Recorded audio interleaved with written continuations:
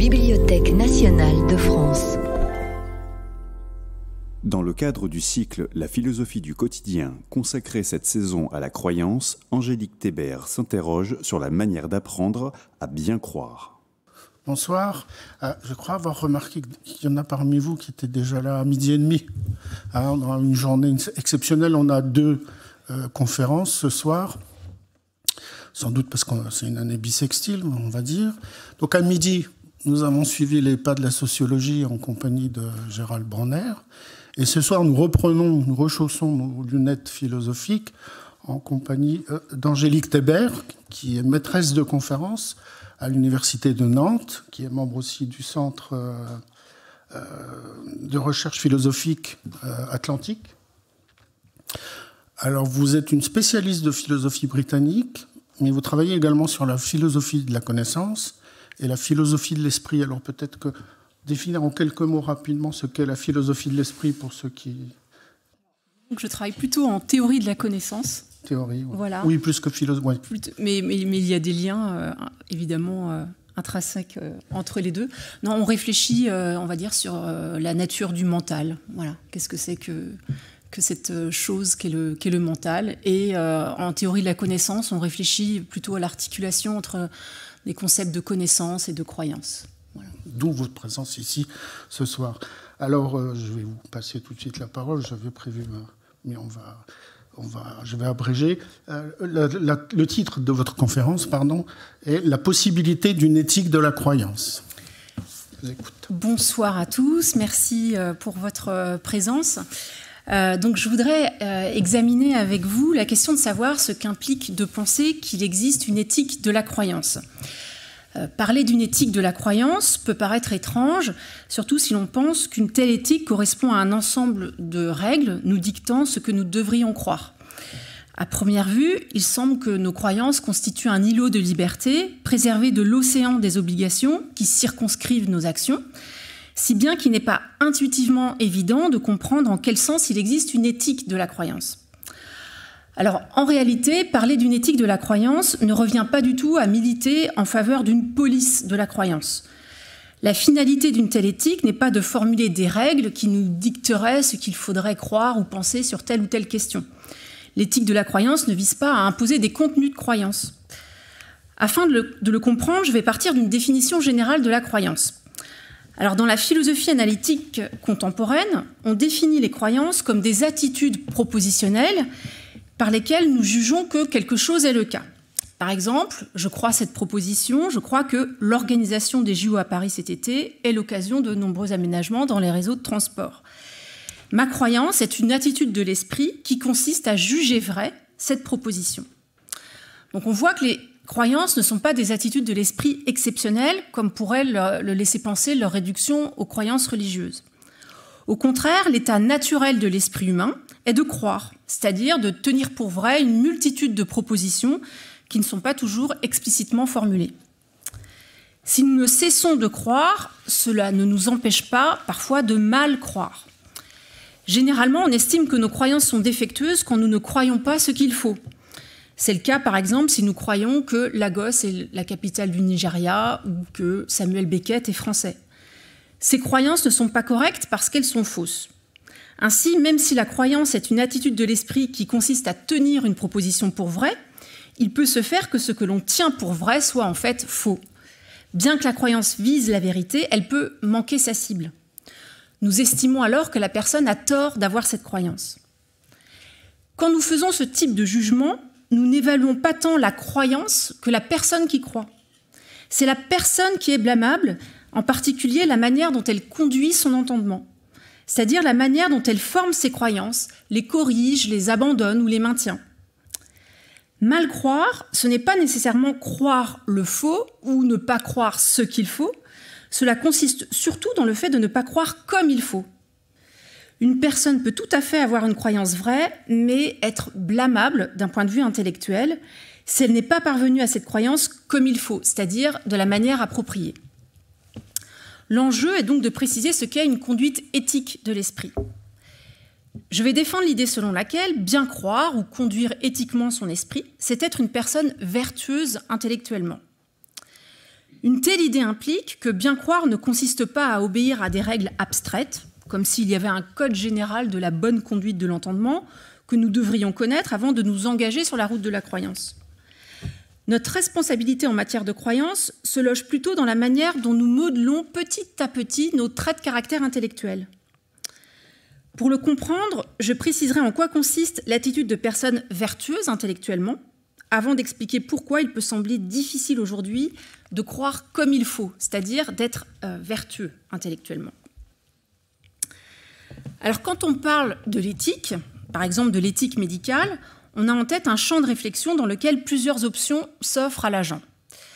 Les manières d'agir dans telle ou telle circonstance n'étant pas encore codifiées, on s'appuie sur l'analyse de cas précis pour proposer des règles qui pourront ensuite servir de guide lorsque l'agent devra prendre une décision dans des situations de conflit ou en contexte d'incertitude.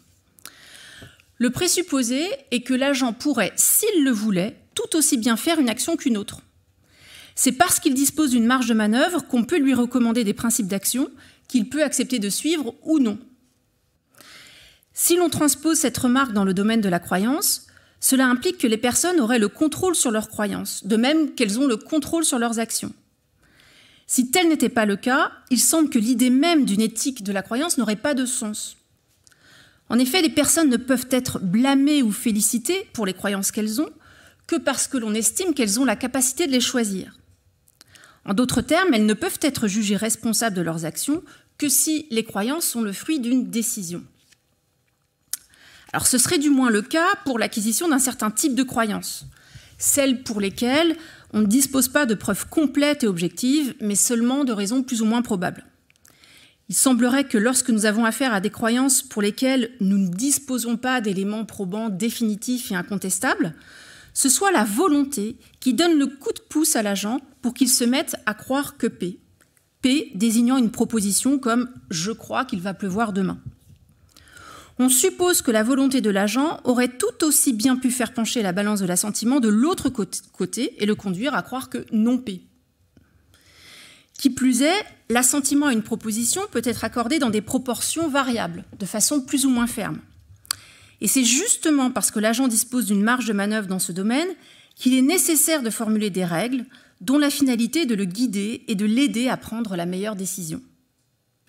Parmi ces règles, la règle de l'évidence est la plus emblématique. Elle prescrit à l'agent de proportionner la force de son assentiment en fonction de l'évidence perçue, c'est-à-dire en fonction des éléments probants disponibles, de leur qualité, de leur quantité, de leur congruence. Alors voici la manière dont John Locke formule cette règle. Si l'esprit veut procéder rationnellement, il doit examiner tous les motifs de probabilité et voir comment il confirme ou infirme plus ou moins telle proposition probable avant de lui donner ou de lui refuser son assentiment. Puis, après avoir bien pesé le tout, il doit la rejeter ou l'accepter avec un assentiment plus ou moins ferme, selon que les motifs de la probabilité sont plus ou moins en faveur d'un côté ou de l'autre. Par exemple, l'assentiment doit être faible si les preuves disponibles sont peu nombreuses et de piètre qualité. Il doit même être refusé si les données ne sont pas conformes à notre expérience singulière. C'est le cas du roi de Siam, dont Locke rapporte qu'il n'accordait aucune vraisemblance au fait qu'en Hollande, pendant la période la plus froide de l'année, l'eau se durcit tellement fort qu'elle pourrait porter des éléphants s'il y en avait. Pour autant, même si la règle de l'évidence oblige les individus, elle ne les contraint pas. Si elle s'impose à eux comme un devoir, ils restent libres de lui obéir ou pas. En d'autres termes, en vertu du principe selon lequel devoir implique pouvoir, on ne peut ordonner à quelqu'un que ce qu'il est capable de faire et que ce qu'il peut décider de ne pas faire. C'est pourquoi on estime que les individus ont le pouvoir d'ajuster le degré de leur assentiment à leur guise.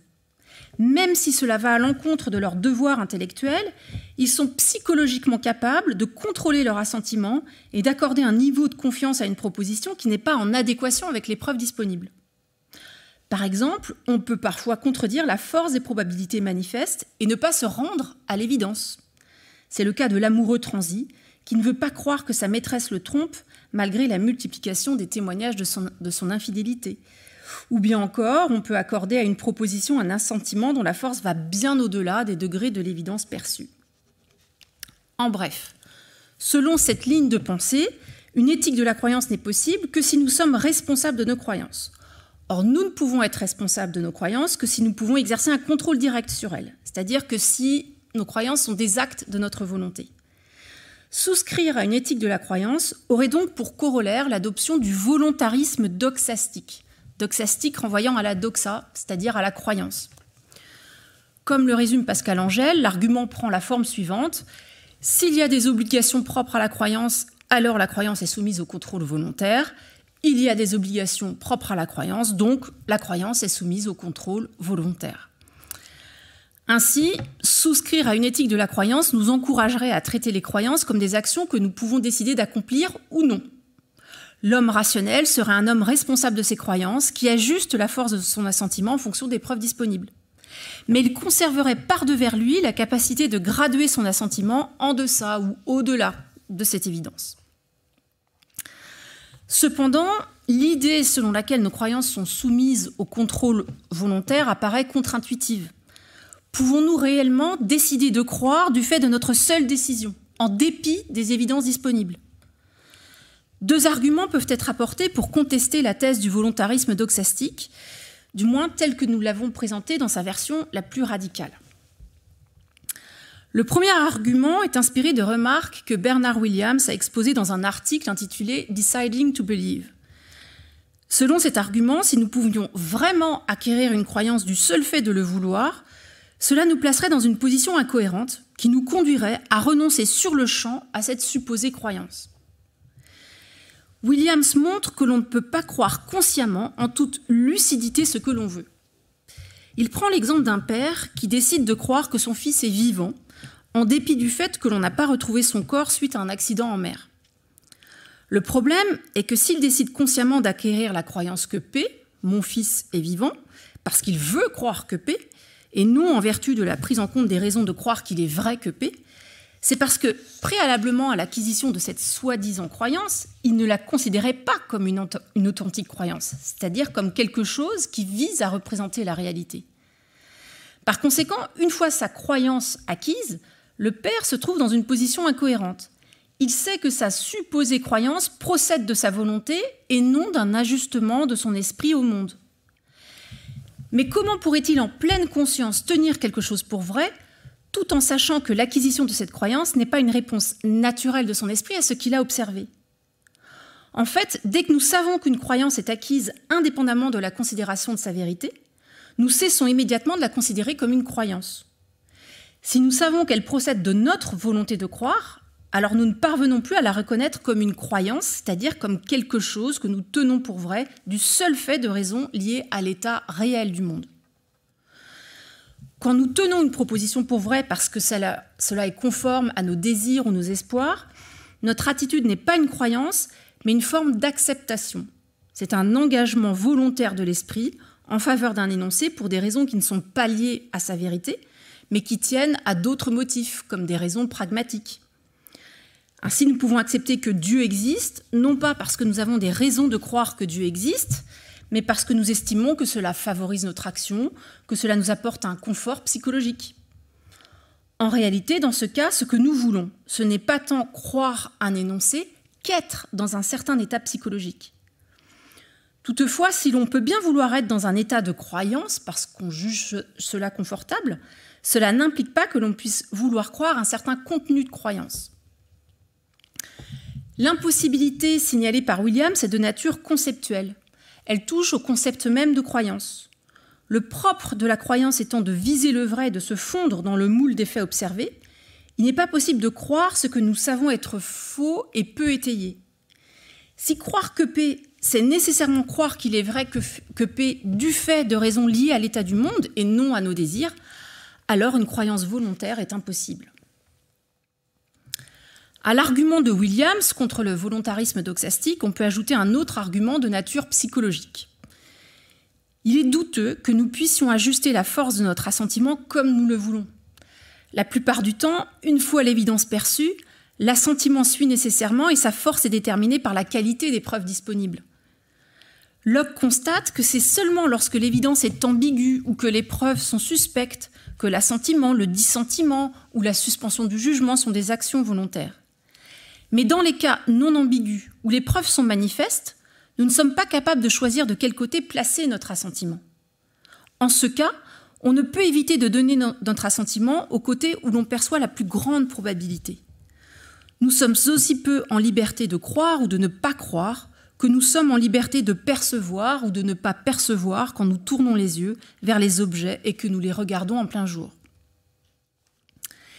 Cette irrésistibilité de l'assentiment, qui plie naturellement sous le poids de l'évidence perçue, Locke l'avait déjà constaté dans ses premiers écrits, consacrés à la tolérance religieuse. Notre incapacité psychologique à avoir la commande sur notre assentiment appuyait l'idée selon laquelle nos croyances ne sont pas pénalisables puisqu'elles ne sont pas volontaires. Comme nous n'avons pas le contrôle sur notre assentiment, on ne peut pas nous reprocher d'avoir les croyances que l'on a et personne ne peut nous imposer d'avoir certaines croyances. Je cite « Aucun homme ne peut donner à un autre un pouvoir sur une chose sur laquelle il n'a lui-même aucun pouvoir.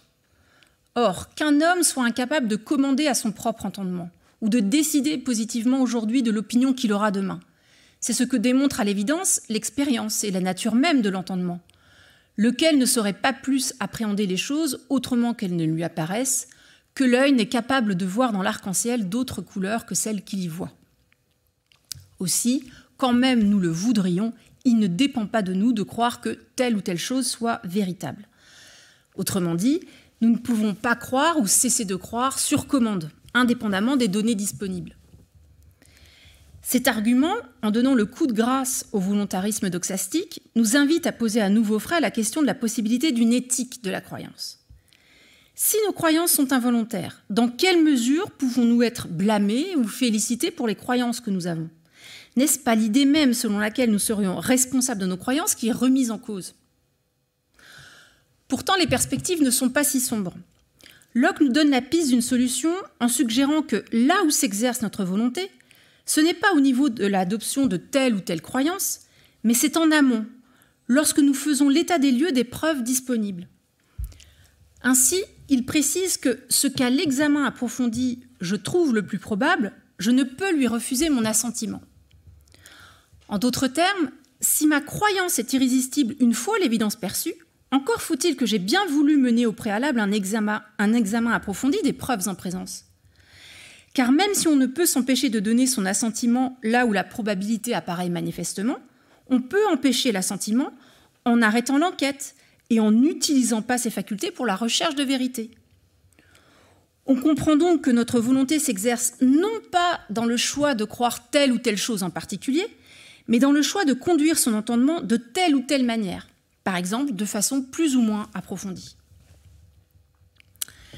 C'est pourquoi je développerai dans un deuxième temps l'idée selon laquelle le caractère involontaire de nos croyances ne compromet pas l'existence d'une éthique de la croyance, puisque ce sur quoi nous avons le contrôle, ce n'est pas sur nos croyances elles-mêmes, mais sur la manière dont nous orientons notre esprit.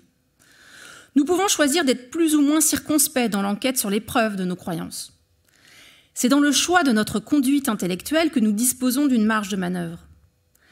Par conséquent, l'éthique de la croyance est compatible avec un volontarisme doxastique indirect, c'est-à-dire avec l'idée selon laquelle la volonté s'exerce non pas directement sur nos croyances, prises au cas par cas, mais indirectement au niveau de notre attitude générale face à l'enquête et l'examen des preuves.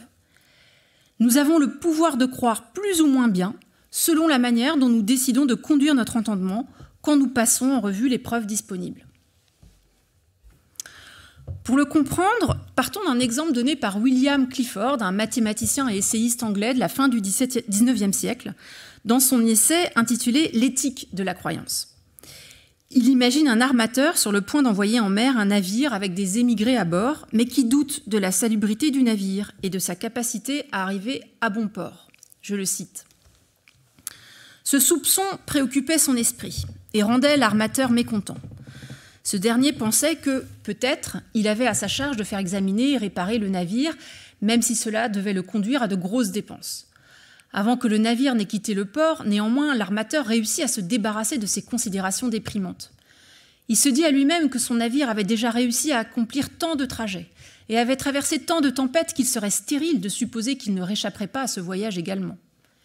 Il écarterait de ses pensées toutes les suspicions les moins charitables à l'égard de ceux qui avaient construit le navire et de ceux qui l'avaient fourni. De cette manière, il acquit la conviction sincère et commode selon laquelle son vaisseau était véritablement sûr et capable de naviguer. Il assista à son départ le cœur léger et plein de vœux bienveillants en ce qui concerne le succès de ses émigrés dans leur nouveau foyer à venir. Quand le navire en question sombra au milieu de l'océan, l'armateur toucha sa couverture d'assurance sans faire d'histoire. Clifford conclut de cet exemple que l'armateur est coupable de la mort des émigrés, car même s'il était sincèrement convaincu de la bonne conduite du navire, sa croyance n'a pas été correctement acquise. L'armateur avait le devoir d'enquêter sur les évidences disponibles, ce qu'il a volontairement omis de faire. Sa responsabilité se situe dans cette omission volontaire. Elle ne se situe pas au niveau de la croyance, qui suit naturellement la perception des preuves disponibles, mais elle se situe au niveau de la manière dont l'agent a enquêté sur les preuves. Clifford note ainsi que l'armateur a acquis sa croyance non pas en la gagnant patiemment grâce à une enquête minutieuse, mais en comprimant ses doutes. Et même si en fin de compte, il s'est senti tellement sûr de son opinion qu'il ne pouvait pas penser différemment, dans la mesure où il s'est consciemment et volontairement forgé cet état d'esprit, il doit être tenu pour responsable de ce dernier. Précisons, ce dont l'armateur est responsable, ce n'est pas de sa croyance, mais c'est de la manière dont il est parvenu à sa croyance. En l'occurrence, il a pris activement des mesures pour ne pas être confronté à certaines données. Il s'est aveuglé volontairement en décidant de ne pas approfondir son examen de l'état du navire, sachant que s'il avait été mis en présence de ces données, il n'aurait pu les nier. Il est donc intervenu en amont, en supprimant des doutes ou en évitant d'enquêter, ce qui est une stratégie indirecte d'occultation de l'évidence. Nous pouvons en conclure que nous sommes responsables de la qualité de notre enquête et que celle-ci détermine par la suite nos contenus de croyances. Si nos croyances suivent irrésistiblement de l'évidence perçue, à charge pour nous de nous investir de façon plus ou moins circonspecte dans l'enquête sur les preuves et de décider de poursuivre l'enquête ou au contraire d'y mettre un terme. Alors, on pourrait tout de même nous objecter que la manière dont nous rassemblons et examinons les données probantes n'est pas toujours laissée à notre libre choix. La manière dont nous conduisons notre entendement dépend grandement de nos habitudes intellectuelles et celles-ci, une fois contractées, ne peuvent pas être changées du seul fait d'une décision de la volonté. Par exemple, on peut penser que la manière dont l'armateur mène son enquête reflète une tendance générale de son esprit, et que s'il a fait preuve de négligence dans ce cas précis, c'est parce qu'il est structurellement conduit à se comporter de la sorte. Si l'attitude de l'armateur est condamnable, ce n'est pas parce que, dans ce cas précis, il n'a pas suffisamment enquêté sur les évidences disponibles, mais c'est parce que cette négligence est la manifestation d'un défaut intellectuel plus profond et général, à savoir le fait qu'il soit partial et paresseux intellectuellement. La partialité et la paresse intellectuelle sont des traits de l'esprit qui orientent et déterminent la qualité de l'enquête sur les preuves des croyances. Pour croire comme il faut donc que nous ayons le contrôle sur ces traits de l'esprit. Bien croire, c'est posséder les traits intellectuels qui nous conduisent à enquêter sur les preuves de la façon la plus rigoureuse et patiente qui soit. En d'autres termes, être un bon croyant, c'est être vertueux intellectuellement. Une telle affirmation implique de se déprendre du modèle d'analyse adopté jusqu'à présent. Pour le moment, nous avons considéré les croyances comme des événements mentaux ponctuels qui procèdent d'un acte de la volonté. Or, la prise en compte du caractère involontaire des croyances et du rôle de nos habitudes intellectuelles dans le façonnement du croyant que nous sommes doit nous encourager à changer de cadrage. Ce dont nous sommes responsables, c'est d'être tel ou tel type de croyant. Selon le croyant que nous sommes, nous orientons notre vie intellectuelle de manière différente, du point de vue de la façon dont nous conduisons nos enquêtes, préalablement à la formation de nos croyances, et de la façon dont nous faisons face aux nouveaux éléments de preuve une fois nos croyances formées. Pour le dire autrement, ce que nous devons évaluer, ce ne sont pas les fondements de chacune de nos croyances, ce qui serait une tâche impossible, mais c'est l'orientation générale de notre vie intellectuelle, c'est-à-dire notre personnalité épistémique dans son ensemble. Ici, épistémique renvoie à l'épistémé, c'est-à-dire le savoir en général. L'adoption de ce nouveau point de vue, plus global, est le programme de ce que l'épistémologie analytique contemporaine nomme l'épistémologie de la vertu. Le point focal de cette éthique intellectuelle, ce ne sont pas les croyances, mais les personnes qui croient. Nos croyances étant façonnées par nos traits de caractère intellectuels, ce sont ces derniers qu'il faut évaluer pour statuer sur la correction ou l'incorrection de la vie intellectuelle de la personne. L'idée générale de l'épistémologie de la vertu est qu'une croyance est correcte quand elle est vraie et qu'elle procède des vertus intellectuelles. Les vertus intellectuelles sont des dispositions, des traits de caractère ou des attitudes profondément implantées dans l'esprit de la personne et qui favorisent la recherche, la conservation et le partage de biens intellectuels. Ces biens intellectuels peuvent être la vérité, la connaissance ou la compréhension. Parmi les vertus intellectuelles ou épistémiques, on trouve l'ouverture d'esprit, l'impartialité, l'humilité intellectuelle, le courage intellectuel et la pertinence. À ces vertus s'opposent des vices intellectuels, comme la fermeture d'esprit, la partialité, l'arrogance, la nonchalance intellectuelle, la bêtise et l'obsession. Locke a souligné le rôle des vices et des vertus intellectuelles dans le façonnement de la personnalité épistémique des croyants. À ses yeux, la vertu intellectuelle primordiale est l'indifférence, qui est la disposition de l'esprit à recevoir et embrasser une opinion d'après la seule évidence. L'indifférence est une disposition de l'esprit, c'est-à-dire que le souci de l'évidence ne s'impose pas à l'agent comme une prescription extérieure, une règle qu'il devrait respecter à chaque fois qu'il forme une croyance, mais qu'il pourrait décider de négliger. Au contraire, ce souci de l'évidence est intériorisé, intégré à la vie intellectuelle de l'agent sous la forme d'une habitude de l'esprit. Dans ces conditions, reste à savoir dans quelle mesure nous sommes libres d'avoir la personnalité épistémique que nous avons, c'est-à-dire dans quelle mesure nous sommes responsables de nos vertus intellectuelles. Alors John Locke nous est à nouveau utile pour répondre à cette question. Dans un texte publié de façon posthume, De la conduite de l'entendement, il montre jusqu'à quel point nous avons le pouvoir de façonner notre personnalité épistémique et ainsi de devenir le type de croyant que nous sommes. Un croyant honnête, impartial, courageux ou obtus, superficiel, timoré. Car même si les vices et les vertus intellectuelles se présentent souvent comme des penchants naturels de l'esprit, il s'avère que la plupart d'entre eux ne sont devenus des automatismes qu'à force d'efforts et d'application. C'est donc au niveau de l'acquisition de nos traits de caractère intellectuel que se concentre notre responsabilité et qu'intervient la volonté.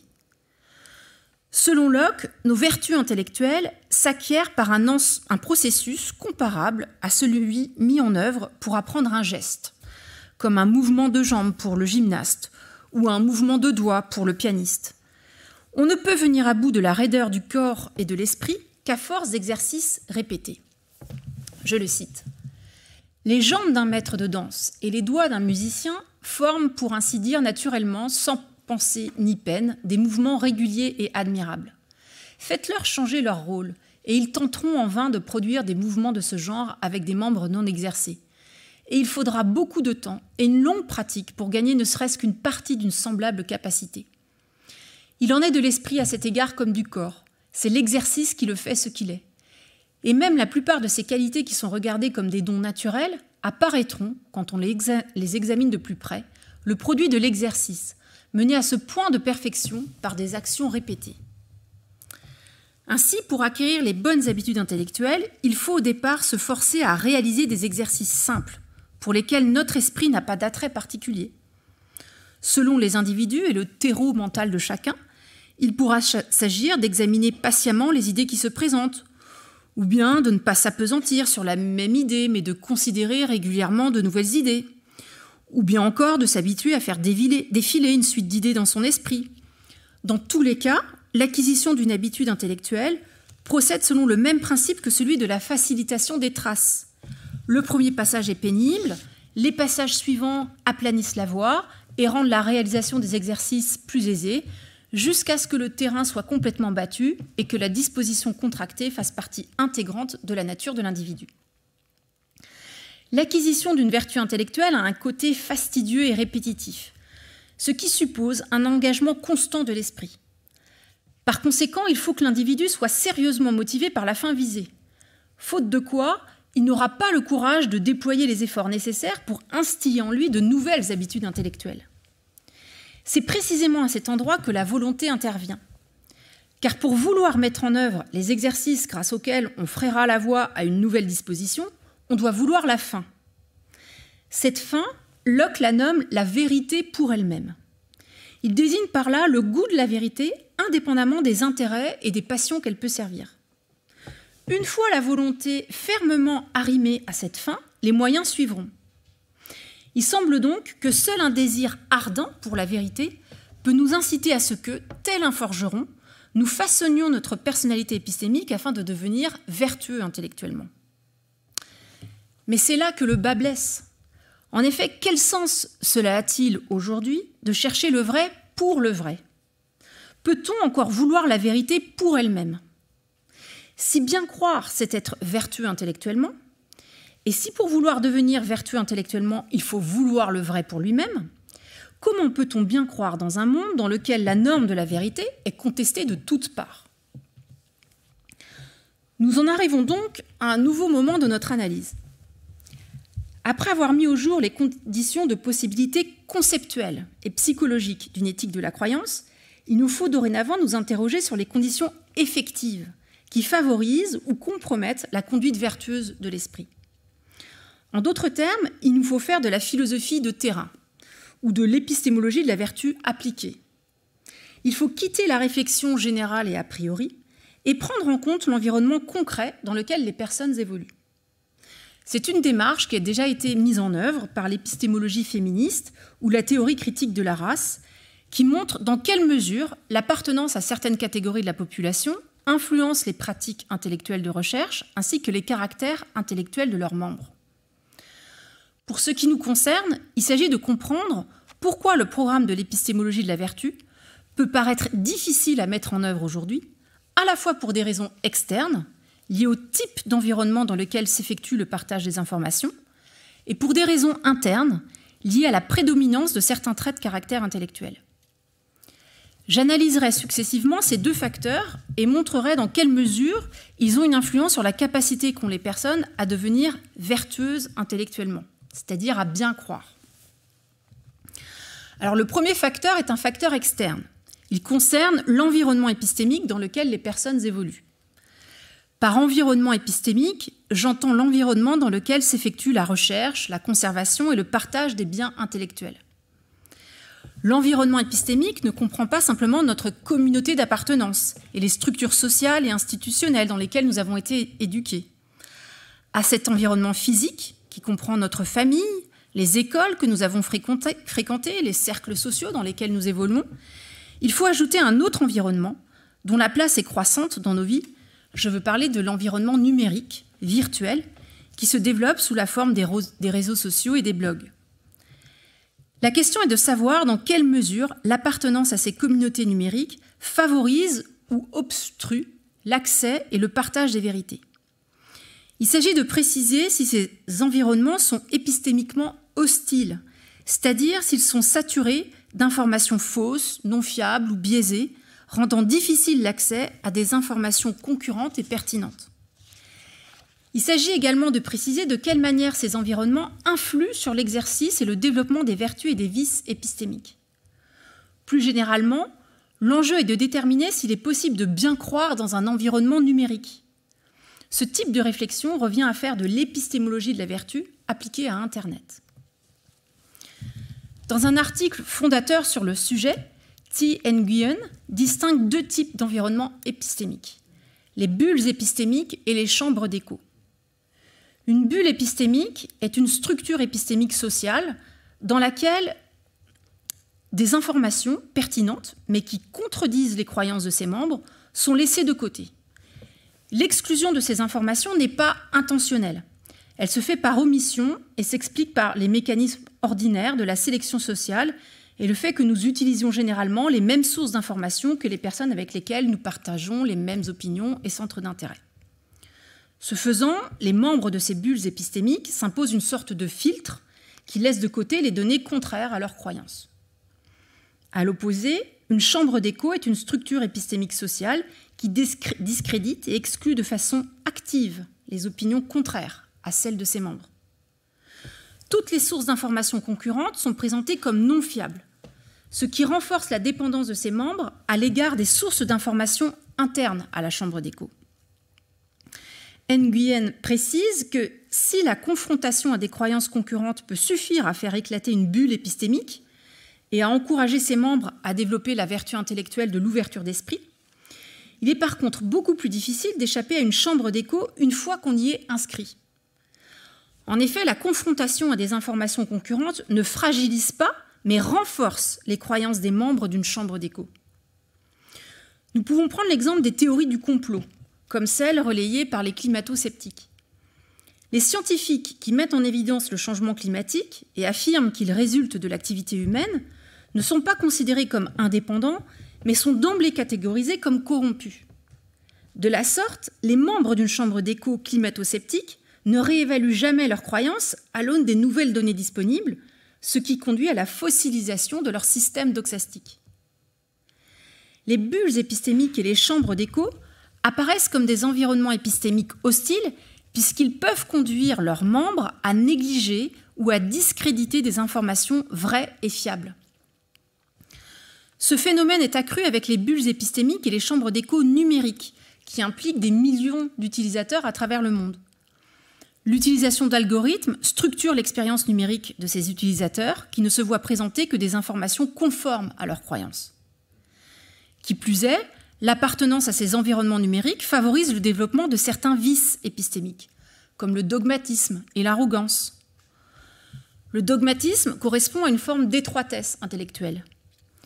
Il s'agit d'une disposition de l'esprit qui conduit l'individu à être réticent à prendre sérieusement en compte des alternatives pertinentes aux croyances qu'il a déjà. En effet, le fait d'être toujours exposé aux mêmes informations conduit les individus à surévaluer le poids qu'ils accordent à ces informations, et ce trop plein de confiance les empêche d'être sensibles à la pertinence d'informations adverses. C'est pourquoi le dogmatisme va souvent de pair avec l'arrogance intellectuelle, c'est-à-dire avec la disposition à sous-estimer ses limites et à surestimer la fiabilité de ses facultés intellectuelles. Les personnes arrogantes estiment ainsi qu'elles n'ont pas à examiner les données qui contredisent leurs croyances. Alors, malgré tout, il ne faut pas tirer de conclusions trop hâtives et considérer que les bulles épistémiques et les chambres d'écho numériques sont par essence des nids à vices épistémiques ou qu'elles ont naturellement tendance à corrompre la personnalité épistémique de leurs membres. Après tout, ce ne sont pas toutes des environnements épistémiques hostiles, en particulier si elles relaient des croyances vraies. Prenons l'exemple d'une communauté numérique dont les membres partagent la croyance que le changement climatique est réel et résulte de l'activité humaine. Dans ce contexte, la disposition au dogmatisme peut même se présenter comme une vertu. En effet, il peut être salutaire intellectuellement d'être dogmatique et de refuser de prendre en compte une information qui contredit l'une de nos croyances, si cette croyance est vraie ou si nous avons de bonnes raisons de croire qu'elle est vraie. C'est pourquoi nous devons être prudents quand il s'agit de déterminer si la disposition au dogmatisme est un vice ou une vertu de l'esprit. Cela dépend en grande partie du type d'environnement épistémique dans lequel la personne évolue. S'agit-il d'un environnement épistémique hostile ou ordinaire ? Cela dépend également de la manière dont nous appréhendons la justification des croyances. Si nous souscrivons à une conception externaliste de la justification, alors ce qui justifie une croyance est externe à la perspective du croyant. Il s'agit d'un fait auquel il n'a pas accès, comme le fait que ces croyances sont le produit de facultés fiables. Mais si nous souscrivons à une conception internaliste de la justification, alors seuls les éléments internes au croyant, auxquels il peut avoir accès, constituent à ses yeux de bonnes raisons de croire. Dans ce cadre internaliste, on peut tout à fait imaginer des personnes vertueuses intellectuellement qui évoluent dans des chambres d'écho épistémiquement hostiles. Ce serait le cas d'une personne qui aurait grandi dans une chambre d'écho discréditant systématiquement toute information parlant en faveur de l'existence du changement climatique. Si cette personne a, de son point de vue, de bonnes raisons de croire en la vérité de ses croyances et en la fausseté des croyances adverses, alors sa réticence à examiner sérieusement les croyances adverses n'apparaît pas comme un vice épistémique. Par contre, d'un point de vue externe, la même attitude apparaît comme un vice intellectuel. En conséquence, les dispositions intellectuelles ne sont pas intrinsèquement bonnes ou mauvaises, Leur statut normatif dépend de facteurs variables. Alors, parvenus à ce point de l'analyse, essayons de préciser dans quelle mesure nous pouvons statuer sur les conditions de possibilité d'une éthique de la croyance. Si la possibilité d'une éthique de la croyance est conditionnée à la part de responsabilité qu'ont les personnes dans le développement de leurs vertus et de leur vices intellectuels, et si la question de savoir si des traits de caractère sont des vertus ou des vices intellectuels est étroitement corrélée à des critères contextuels, alors il pourrait sembler que cela n'a pas de sens de féliciter ou de blâmer quelqu'un pour être le type de croyant qu'il est, puisque généralement, notre appartenance à un environnement épistémique n'est pas l'expression d'un choix, mais quelque chose dont on hérite et qui s'impose à nous malgré nous. Il y a une part inexorable de hasard dans le type d'environnement qui nous échoit.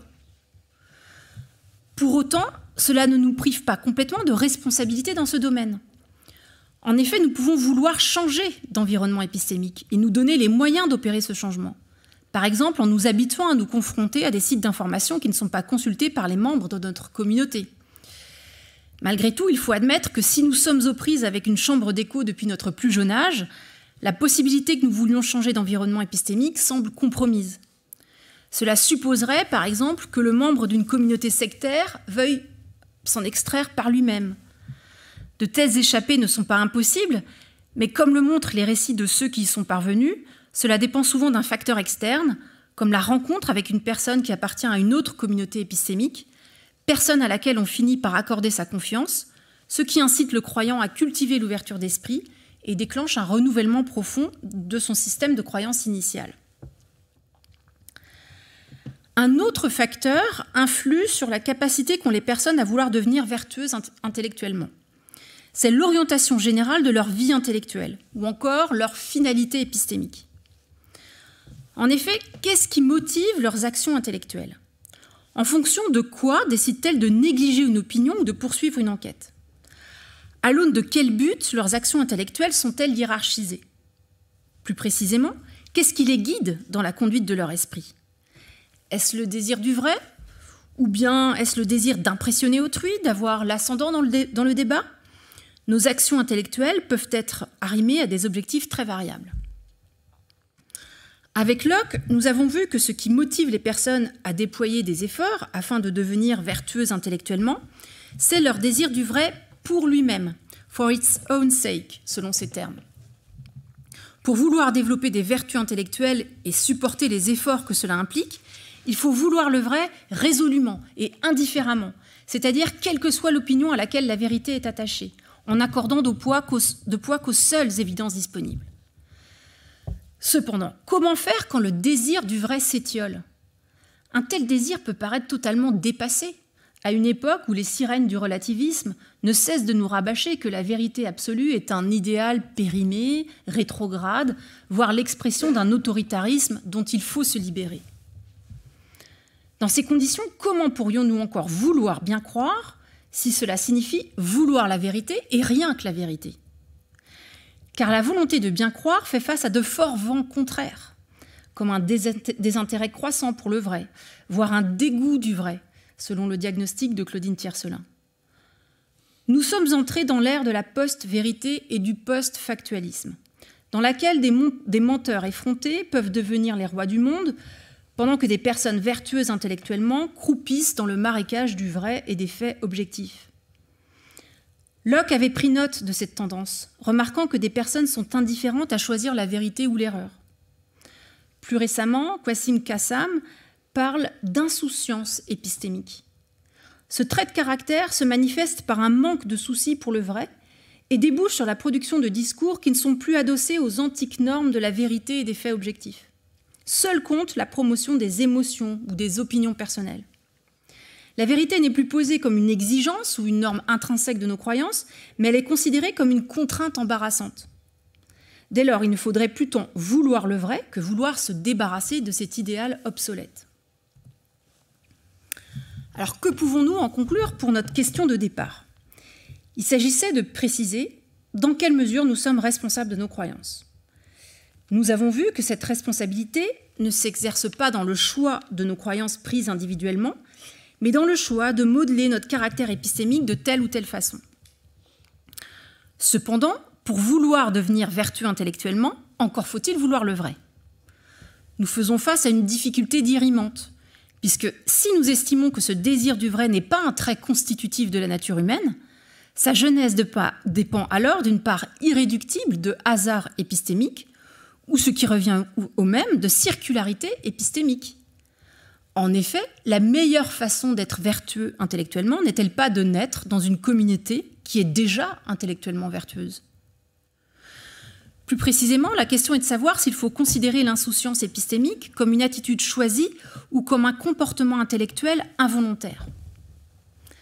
Alors, il existe certainement des personnes qui cultivent cette indifférence au vrai de façon active et qui la revendiquent avec fierté et provocation. On peut penser à Donald Trump et à sa façon méprisante de renvoyer les affirmations bien documentées des journalistes dans la catégorie des fake news. Reste que l'insouciance épistémique peut aussi se présenter comme une maladie de l'esprit qui affecte certains individus malgré eux.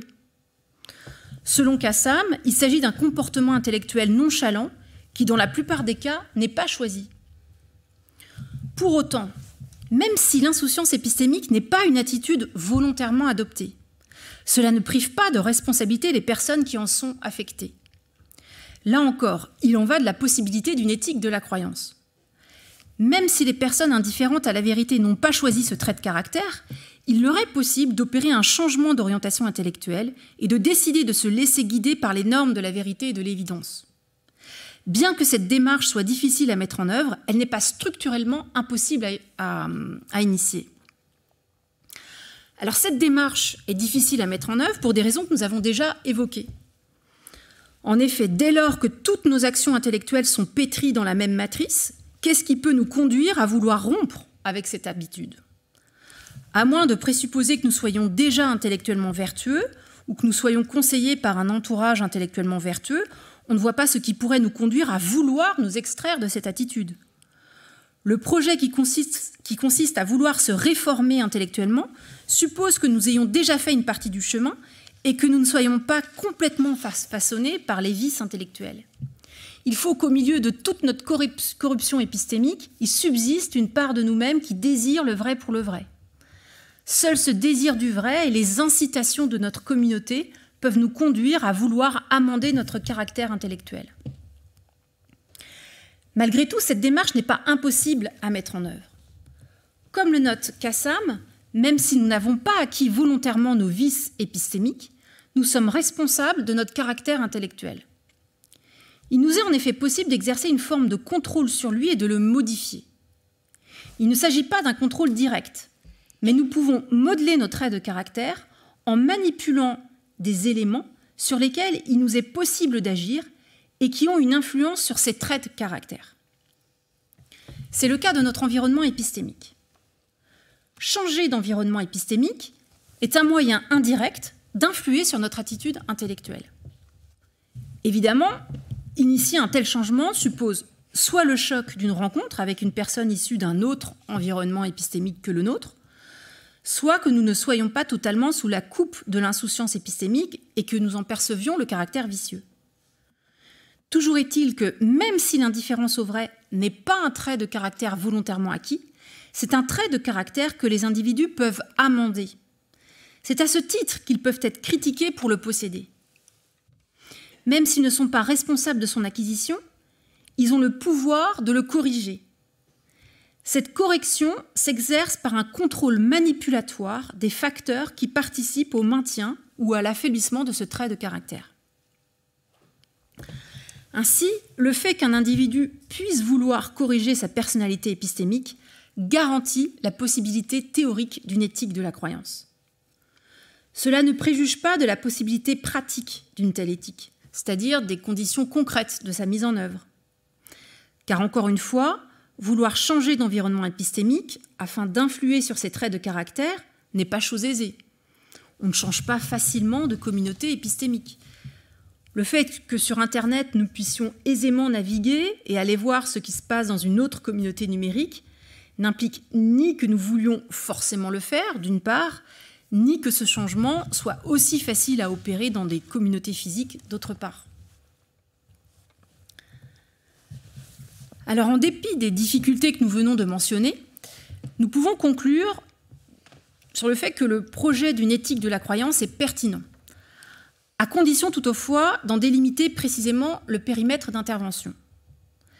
Nous avons vu que cela suppose de circonscrire rigoureusement la place de la volonté. Ainsi, j'ai commencé par montrer que notre responsabilité au niveau des croyances n'implique pas que nous ayons un contrôle volontaire sur ces croyances elles-mêmes. Nous sommes responsables de notre manière de croire et du fait que nous croyons de façon plus ou moins vertueuse, mais nous n'avons pas non plus de contrôle volontaire direct sur nos traits de caractère intellectuel. Par contre, nous pouvons jusqu'à un certain point façonner notre personnalité épistémique et mettre en place des exercices qui nous permettront de devenir le type de croyant que nous voulons être. Car si nous ne sommes pas responsables des dispositions intellectuelles dont nous sommes naturellement dotés, nous sommes responsables de leur maintien, de leur correction ou de leur abandon. Nous pouvons entreprendre de réduire nos vices épistémiques et mettre en place des stratégies qui, indirectement et progressivement, nous inciteront à être de bons croyants, c'est-à-dire des croyants intellectuellement vertueux. J'ai montré que la mise en place de ces stratégies suppose ultimement que nous voulions que nos pratiques intellectuelles soient guidées par la seule norme du vrai. Nous butons là sur la principale difficulté sur laquelle achoppe la mise en œuvre effective d'une éthique de la croyance. Car pour vouloir le vrai, il semble d'une part qu'il faille que nous soyons déjà un minimum vertueux ou entourés de personnes intellectuellement vertueuses, et cela suppose d'autre part une volonté de faire, capable d'aller à contre-courant de l'insouciance épistémique et du dégoût du vrai. Aujourd'hui, vouloir le vrai, c'est une affaire de résistance. C'est vouloir résister à la corruption de nos environnements épistémiques. Afin de nous aider dans cette tâche, il me semble que l'éthique de la croyance peut nous être utile en nous présentant des modèles inspirants, c'est-à-dire des croyants intellectuellement vertueux, susceptibles de nous servir de guide et de nous inciter à nous réformer intellectuellement. L'avenir de l'éthique de la croyance n'est pas de prescrire des règles générales pour bien conduire son esprit et croire comme il faut, mais plutôt de décrire des croyants intellectuellement vertueux, en les présentant aux prises avec leur environnement épistémique. C'est à cela que peuvent servir les romans, les biographies intellectuelles et les biopics. En étant incarnés et en nous présentant des parcours intellectuels exemplaires, l'éthique de la croyance peut être émulatrice et nous encourager à vouloir le vrai, à vouloir devenir de bons croyants, c'est-à-dire à nous mettre en marche vers la vie intellectuelle vertueuse. Voilà, je vous remercie. Merci beaucoup, Madame Tébel. Vous venez d'écouter un podcast de la Bibliothèque nationale de France.